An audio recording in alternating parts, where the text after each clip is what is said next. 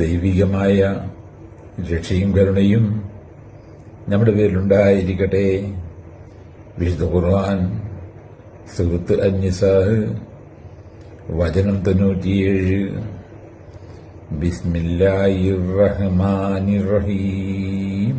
ഇന്നല്ലദീന തവഫാഹുമുൽ മലായികതു ളാലിമീ അൻഫുസിഹിം ഖാലൂ ഫീമ കുൻതും ഖാലൂ കുന്നാ മുസ്തളൈഫീന ഫിൽ അർള് ഖാലൂ അലം തകുൻ അർളുല്ലാഹി വാസിയതും ഫതുഹാജിറൂ ഫീഹാ വഉലൈക മഅവാഹും ജഹന്നമു വസാഅതു മസീറ.